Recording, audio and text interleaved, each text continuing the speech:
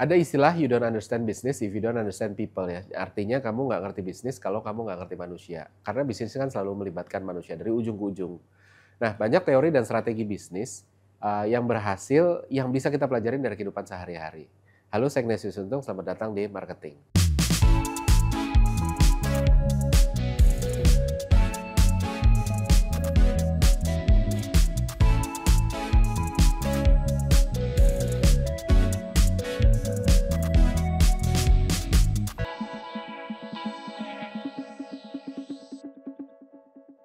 Sebelum kita bahas bahasan kali ini, sekedar mengingatkan untuk stay terus, tonton video ini sampai habis karena di akhir video akan ada kuis berhadiah buku Brain Man Brand tulisan saya untuk pemenang yang beruntung ya. Oke, banyak orang belajar bisnis dan specifically marketing dengan banyak teori-teori yang rumit, yang kelihatannya susah gitu, yang sulit dimengerti gitu ya. Walaupun teori-teori tersebut juga sebenarnya dibutuhin. Namun ada satu hal yang seringkali orang lupa, bahwa bisnis dan marketing itu nggak pernah bisa lepas dari manusia gitu ya. Kok bisa? Pertama, bisnis apapun nggak bisa jalan tanpa sentuhan manusia. Bahkan yang menggunakan mesin-mesin otomatis sekalipun, yang jalaninnya pun masih manusia. Yang program di awal masih manusia. Apalagi yang nggak ngelibatin mesin atau bahkan program-program komputer. Sementara sayangnya manusia itu kan punya biasnya sendiri. Kegagalan ngerti manusia itu pada akhirnya bisa bikin kita mengimplementasikan strategi dengan baik. Karena bisa aja strateginya udah bagus nih, tapi begitu dijalanin, manusia punya biasnya sendiri yang membuat strategi yang udah direncanakan itu akhirnya tidak berjalan sesuai rencana. Yang kedua, bisnis juga pada akhirnya dijual kan ke manusia. Bahkan walaupun produknya untuk mesin sekalipun, kita jualan mesin gitu ya, yang beli itu kan manusia bukan mesin. Maka dari itu penting banget untuk ngerti manusianya yang ngambil keputusan dan gimana sih mereka berpikir. Nah sayangnya seringkali orang ngabisin waktu untuk hal-hal teknis saja. Mereka nggak banyak berusaha ngerti sisi manusia. Dan akhirnya yang terjadi walaupun di atas kertas bisnisnya tampak menarik gitu ya. Namun di lapangan akhirnya bisnisnya gagal bersinar. Dan ini juga kenapa saya jatuh cinta sama behavior science, karena ilmu ini berhasil menjawab pertanyaan-pertanyaan saya tentang manusia. Bahkan lebih jauh lagi, bisa menghubungkan pemahaman manusia dengan bisnis. Jadi banyak banget prinsip-prinsip bisnis yang kita pelajarin, prinsip marketing yang sebenarnya amat sangat bisa dipelajarin dari kehidupan manusia sehari-hari. Kita ambil contohnya, yang pertama itu PDKT. Semua atau sebagian besar orang ya, laki-laki, perempuan pernah PDKT. Nah bisnis ini, ketika kita ngomongin bisnis mempengaruhi konsumen untuk membeli produknya. Itu sama seperti gimana seseorang melakukan PDKT ke gebetannya gitu ya. Toh keduanya sama-sama soal persuasi dan influence gitu. Kita jualan produk itu soal PDKT juga, soal persuasi, soal influence. Kita berusaha ngedeketin orang untuk hubungan, itu juga soal PDKT, soal persuasi dan influence. Nah, apa aja prinsip-prinsip yang bisa diaplikasikan? Kalau kita lihat di PDKT, apa yang bisa dilakukan sih di PDKT? Biasanya kita mulai taruh perhatian lebih, bangun hubungan, ajak jalan, ajak nonton gitu kan. Dan kita selalu ngomong show don't tell gitu kan. Nggak cukup cuma ngomong aku nih ganteng loh, aku nih baik loh gitu. Tapi yang penting ditunjukin. Kalau emang mau ngomongin bahwa kita ganteng ya berpenampilanlah menarik. Jadi jangan penampilannya kucel. Gitu kan. Terus kalau bilang baik gitu ya, ketimbang kita bilang baik self claim, mendingan ya udah dijalanin aja, kita bantu, kita ngelayanin, mau kasih duluan dan sebagainya. Terus habis itu kita juga mulai bangun kedekatan. Nggak bisa langsung menyatakan kan, kita nggak bisa langsung nembak lah istilah anak muda ya. Bahkan seringkali nggak bisa langsung nunjukin suka. Kalau terlalu agresif dengan nunjukin, wah kita nih suka dari awal udah ngomong, wah gue nih suka sama lu gitu ya. Akhirnya dia bisa aja mundur, gebetan bisa mundur karena ketertarikannya belum dibangun. Jadi nggak bisa kita maunya langsung. Di marketing juga sama, nggak bisa baru masuk mau langsung ada sales tinggi. Sama kayak PDKT yang nggak bisa langsung nembak, tapi sebaliknya harus bangun persepsi dan relasi dulu. Jangan self claim, bilang bahwa brand kami keren, paling bagus dan serba paling yang lain ya, tapi lebih baik nunjukin. Kalau emang baik, kayak apa sih baiknya? Nggak cuma diomongin gitu. Kalau perlu lakuin referral, sama ya. Waktu PDKT kan kita yang kita deketin kan bukan orangnya doang, tapi teman-temannya dia. Bukan cuma dia doang, tapi orang di sekeliling dia supaya dalam tanda kutip kita dapat rekomendasi dari teman-temannya. Bikin bermacam-macam aktivitas yang bangun hubungan. Kalau misalnya di marketing kita activation, konten gitu ya. Kalau di hubungan juga sama, kita ngajak jalan itu kan activation gitu kan. Kalau di marketingnya konten marketing, di hubungan sehari-hari itu juga sama. Kita bikin cerita-cerita yang menarik, story yang bikin orang jadi engage. Terus bangun juga coolness, bikin orang-orang membicarakan kita, menginginkan kita sehingga orang nggak malu pakai produk kita kalau di marketing. Sama, Kalau di hubungan tujuannya kan adalah bikin orang nggak malu untuk pacaran sama kita. Wah, ini bukan orang yang malu untuk dikenalin lah gitu ya. Jadi bangun kekerenan gitu kan. Maka dari itu anak-anak muda terus habis itu begitu PDKT penampilan jadi lebih rapi, dia ngeband lah kalau laki-laki, main basket dan lain sebagainya. Tapi lalu ada yang bilang, Pak, tapi teman saya jualan langsung laku, nggak pakai PDKT dulu. Ya bisa aja gitu. Ada produk-produk yang emang bagus banget, yang nggak perlu PDKT, sama kayak ada orang yang ganteng dan baik banget. Jadi baru kenal aja terus diajak pacaran, ada aja yang mau gitu. Pertanyaannya adalah seberapa banyak. Nah yang kedua, masih ngomongin PDKT, ada juga yang kelamaan. Jadi kalau di PDKT selalu ada aja orang yang jago banget PDKT, berbagai macam cara dijadiin, dilakuin untuk jadi dekat, untuk dianggap keren, untuk diinginkan, untuk gak malu-maluin kalau dijadiin pacar, tapi gak berani nembak. Ya udah PDKT terus gitu kan. Terus habis itu ada yang berakhir sebagai HTS, ada yang bahkan gantung aja gitu. Kalau tadi yang pertama di awal kita ngomongin yang buru-buru, belum apa-apa udah nembak. Kalau ini udah lama, udah akrab, udah deket, nggak nembak-nembak gitu. Akhirnya keburu disamber orang lain. Antara kelamaan atau dikira, oh dia cuma baik aja mungkin gitu ya. Nah di marketing juga sama. Pada akhirnya marketing kan UUD, ujung-ujungnya duit. Jadi harus jualan. Jadi nggak ada gunanya kita deket, keren, diinginkan gitu, bikin activation sana sini, bikin konten marketing yang seru. Kalau abis itu ujung-ujungnya nggak jadi uang. Maka dari itu harus imbang. Kapan soft sell-nya, kapan hard sell-nya. Kapan kita build engagement dengan konten, dengan activation dan lain sebagainya. Tapi ada waktunya kita untuk mendorong penjualan. Yuk beli yuk gitu kan. Nah intinya harus imbang dan tahu waktu. Kapan harus bangun persepsi dan kapan harus mengakuisisi. Nah selanjutnya yang kedua adalah ketika manusia. Tadinya kan PDKT, sekarang udah jadian. Kalau orang udah pacaran kan masih bisa putus. Langgang atau enggaknya hubungan, berlanjut atau enggaknya hubungan ke jenjang selanjutnya gitu kan. Bergantung pada bagaimana kita bisa merawat perasaan ini kan. Nah di hubungan pacaran, hubungan perasaan dirawat dan ditingkatkan dengan ngajak jalan, rajin teleponan, rajin ketemu gitu ya. Atau selalu kasih sesuatu yang baru, jangan gitu-gitu aja, kasih kejutan lah, kasih bunga sekali-kali ajak liburan ke tempat yang beda, atau cobain resto baru, cobain pengalaman baru, atau apapun itu. Tujuannya bikin si dia nggak bosen karena selalu ada hal baru yang muncul gitu. Tapi di sisi lain komitmen sama janji di awal tetap harus dijaga gitu kan. Ketika kita mau yang baru itu bukan terus habis itu kita menganulir komitmen yang awal. Jadi kita tetap harus jaga kelakuan, perhatian, tetap mesra dan sebagainya. Nah di marketing gimana? Sama juga ketika konsumen udah beli, nggak berarti tugasnya selesai. Butuh dirawat, perasaannya, hubungannya. Rasa bangga pakai produknya. Dengan cara apa? Jangan berhenti inovasi, kasih kejutan-kejutan baru. Gitu. Kalau jual makanan kasih rasa baru, kasih varian baru, kemasannya baru, konten-kontennya baru.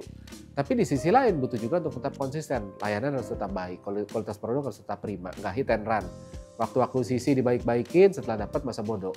Gitu. Jadi banyak brand yang gitu ya, akuisisinya getol, begitu udah beli tiba-tiba ghosting gitu ya. Nanti begitu butuh penjualan lagi baru dideketin lagi. Jadi nggak bisa begitu. Untuk produk yang pembeliannya berulang selalu lakuin checkpoint. Kalau di bisnis misalnya, aplikasi berlangganan gym misalnya, akuisisi penting, tapi jangan abis diakuisisi terus ditinggal. Lihat seberapa sering mereka pakai membershipnya, jangan-jangan udah nggak pakai gitu ya. Jadi dia udah langganan setahun tapi kita nggak monitor, habis itu udah ditinggal, toh udah bayar kok gitu ya. Tapi yang baik adalah kita harus lihat apakah tiap bulan dia pakainya berapa lama, berapa sering.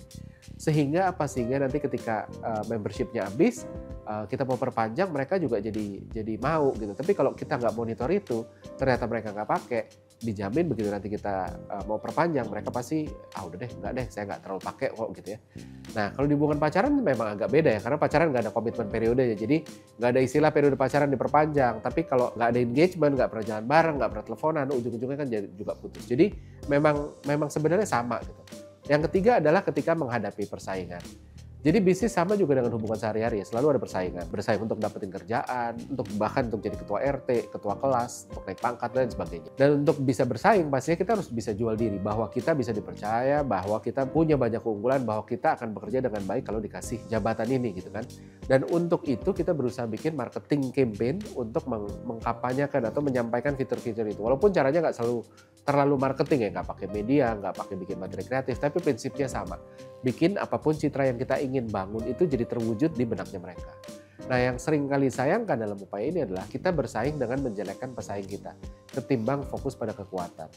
Jadi sebegitu besarnya keinginan kita untuk menang sehingga kita menghalalkan segala cara. Yang terjadi, menangnya belum tentu, hubungan dengan pesaing jadi jelek. Dan lebih parah lagi, orang-orang yang sebenarnya mendukung pesaing pun akhirnya jadi ngambek. Mereka, aduh nggak mau deh, habis dia suka jelek-jelekin produk yang saya pilih gitu kan. Atau kalau dalam hubungan sehari-hari misalnya kita mau bersaing jadi apa namanya naik pangkat di kantor, terus habis itu kita jelek-jelekin saingan kita gitu, orang akhirnya jadi enggak deh. Nah di marketing pun sama, marketing nggak bisa lepas dari pesaingan. Jadi mau industrinya apapun selalu ada pesaing. Nggak jarang pesaingnya sebegitu gemesnya sehingga bikin kita agresif sampai kita tergoda untuk jelekin pesaingin, black campaign atau sekedar sindir-sindir gitu. Padahal ini bahaya banget. Pertama, akan ada potensial konsumen yang nggak happy. Konsumen itu ketika milih sesuatu itu kan pilihan mereka sendiri, dan ketika kita bilang produk lain yang kebetulan dia pilih itu nggak bagus, kan sama aja bilang kalian salah pilih. Kita berpikir yang salah kan produknya, which itu pesaing, produknya nggak bagus aja. Tapi konsumen bisa nangkepnya mereka yang disalahin karena loh kan saya ngambil keputusan. Kalau saya ambil keputusan pilih produk lain dan dibilang itu keputusan salah, artinya saya salah kan gitu ya. Nah yang kedua, ngejelek-jelekin pesaing itu juga bentuk nyata insecurity, nggak pede. Analoginya gini, kalau ada orang lulusan S3 dibilang bodoh dan nggak ngerti apa-apa sama anak SD, apa lalu harus tersinggung? Apa lalu lulusan S3-nya harus balik menjelek-jelekan? Kalau mereka jelek-jelekin malah nunjukin bahwa mereka insecure, bahwa mereka kelasnya ya selevel kelas anak SD gitu. Jadi emosi kita suka salah logik. Jadi kita berpikir justru yang hebat yang bisa jelek-jelekin yang jelek. Karena yang jelek itu kan nggak punya buktinya bahwa mereka lebih baik dibanding yang baik gitu ya. Permasalahannya orang hebat pun nggak mau pusing ngurusin urusan yang jelek gitu kan. Ngapain gitu ngurusin itu gitu. Kita fokus aja sama kita toh udah bagus kok, kita nggak terganggu ngurusin yang jelek. Jadi cuma orang yang butuh membuktikan bahwa mereka baik yang mau buang-buang waktu untuk menjelek-jelekan pesaing. Kalau mereka udah baik, mereka nggak perlu menjelek-jelekin. Begitu juga dengan marketing. Kalau bagus sih nggak usah repot-repot ngurusin pesaing gitu kan. Jadi kita fokus aja. Selanjutnya lagi adalah tentang ngomongin diri sendiri gitu ya. Di konsep sehari-hari pernah dong punya teman yang narsisnya Paul. Tiap ketemu dia ngomongin tentang dirinya, tentang kehebatannya, pokoknya semua tentang dia. Gitu. Awal-awalnya mungkin kita masih mau dengerin gitu ya, nyimak dengan baik dan nanggepin. Gitu. Tapi bayangin kalau ketemu dia 2 jam misalnya gitu ya, isi omongannya selama 2 jam tentang dia terus. Besoknya ketemu dia lagi begitu lagi, yang diomongin dia terus. Apa yang kita lakuin? Kalau ceritanya emang beneran seru, mungkin kita dengerin. Wah selalu seru denger dia cerita gitu ya, malah bikin kita pengen ketemu lagi. Tapi kalau ceritanya nggak seru, aduh nggak lagi deh, kita berusaha ngalihin pembicaraan sebisa mungkin. Kalau nggak bisa next time dia ketemu kita menghindar aja. Nggak mau ketemu, ujung-ujungnya dengerin orang narsis aja kan gitu ya. Nah di marketing pun sama, brand seringkali terjebak di model yang sama. Semua komunikasinya tentang dirinya terus. Ngomongin feature lah, feature ini, feature itu, harga lah, promo lah, penghargaan lah, macam-macam yang intinya selalu soal brand itu sendiri. Apa yang terjadi? Kalau emang ceritanya menarik, kita dengerin. Brand-brand kayak Apple misalnya, kayak Samsung, kayak Tesla dan semua brand yang emang feature dan kelebihannya emang menarik, kita mau dengerin. Tapi gimana kalau ceritanya nggak menarik? Feature-nya pasaran, bilang paling bagus, padahal merek lain juga udah punya gitu, bilang ini, bilang itu. Kita akhirnya jadi males gitu kan, kayak ngapain kok ini brand gitu, jadi terus gitu. Nah, so apa yang harus dilakukan? Yang pertama jangan egois. Konsumen nggak tertarik sama cerita kita, apalagi kalau ceritanya emang nggak seru, pasaran gitu ya. Orang marketing seringkali bias, berpikir yang kita tahu dan mau kita tawarin itu adalah sesuatu yang dicari konsumen. Padahal banyak kesempatan malah nggak gitu. Kedua, selalu bangun konteks yang relevan untuk konsumen dalam materi komunikasi kita. Ini bukan soal kita, bukan soal brand, tapi soal gimana konsumen bisa lebih keren, hidup lebih mudah, lebih efisien dengan bantuan brand kita. Jadi fokusnya tetap di sana. Terus satu lagi adalah tentang diskon. Di kehidupan sehari-hari ada pepatah. Kita kasih uang untuk orang sekali, dia akan terima kasih. Kasih 2 kali, mereka terima kasih lebih. Kasih 3 kali mulai ketagihan. Kasih 4 kali mulai berharap. Kasih 5 kali mulai nagih dan akhirnya dianggap sebagai hak. Nah intinya kebaikan ketika dikasih berkali-kali, dampaknya bisa saja buruk. Maka dari itu harus berhati-hati untuk nggak terus-terusan, apalagi jaraknya dekat. Di marketing misalnya, bisnis apapun yang kasih diskon, sama kayak kita ngasih sesuatu kalau di hubungan sehari-hari ya. Awalnya dorong penjualan, bisa karena darurat, wah udah deket akhir bulan, game masih jauh, udah deh kasih diskon deh. Awalnya senang, terima kasih, lalu dipertahanin terus dan bikin orang tetap beli, dan masih terus dipertahanin, orang mulai kecanduan dan bahan ketergantungan. Tapi begitu di stop, diskonnya orang komplain, kok mahal sih, udah nggak ada diskon, diskon dianggap jadi hak. Kalau nggak ada diskon dibilang mahal, belum lagi manusia beradaptasi kan. Awalnya kasih 10% happy, lama-lama 10% jadi kenormalan, nggak menarik lagi, dinaikin 20% supaya menarik. Happy, lama-lama 20% nggak menarik lagi, dinaikin ke 30%. Terus begitu sampai akhirnya diskonnya udah di level yang bikin bisnis nggak bisa profitable. Yang kalau di sehari-hari sama kan, kita minum obat, awalnya minum 100 mg, sakit kepala, sembuh. Lama-lama harus naik 200, terus naik. Itu orang yang dari daerah, dari luar Jakarta, pindah ke Jakarta, kerja di Jakarta. Awalnya stres, kok macetnya parah. Lama-lama terbiasa. Bukan cuma stres, bukan cuma terbiasa, bahkan masih mau dan sengaja ngajak meeting di tengah kota di jam-jam menjelang macet. Padahal tadinya menghindar. Jadi itu dia, manusia itu beradaptasi. Jadi intinya adalah kita seringkali berpikir bisnis marketing itu sesuatu yang rocket science, yang kita nggak bisa belajar dari sehari-hari. Padahal nggak, karena bisnis dan marketing itu nggak pernah bisa lepas dari manusia. Makanya bagaimana kita bisa mengerti manusia itu akan ngajarin kita banyak hal tentang bisnis dan marketing. Oke, seperti biasa ada kuis, pertanyaannya sebagai berikut. Berikut ini adalah hal-hal dalam bisnis yang juga sejalan dalam kehidupan sehari-hari. Kecuali A. Persuasi dalam marketing butuh waktu, sama seperti dalam hubungan sehari-hari. Butuh membangun persepsi yang baik, coolness, dan ketertarikan. B. Di sisi lain, marketer juga harus tahu kapan harus mendorong penjualan, bukan hanya fokus ke aktivitas PDKT terus-menerus. Sama seperti PDKT, juga pada akhirnya harus berani menyatakan perasaan. C. Marketer harus merawat perasaan kesukaan konsumen terhadap brand dengan menjaga engagement dan menawarkan kebaruan yang relevan. Sama seperti pasangan menghabiskan waktu bersama dan memberi kejutan. D. Marketing harus kompetitif dengan mampu menunjukkan kelebihan kita dan juga kelemahan pesaing. Sama seperti bagaimana politikus bersaing dengan menunjukkan kelebihannya dan kekurangan pesaing. E. Brand story adalah cerita tentang konsumen ketimbang tentang brand. Sama seperti orang yang jadi disukai dengan tidak terus-menerus cerita tentang dirinya sendiri, melainkan cerita tentang sesuatu yang relevan. Dapatkan hadiah buku Brain and Brand untuk 1 orang terpilih. Sertakan jawaban Anda di kolom komentar ya. Dan pemenang dari episode kali ini bisa dilihat di episode selanjutnya. Maka dari itu terus saksikan Marketing di Marketers TV. Saya Ignatius untuk pamit undur diri.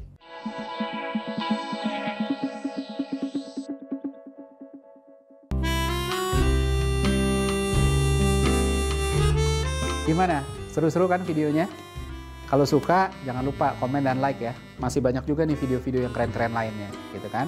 Dan jangan lupa subscribe juga Marketers TV di sini nih.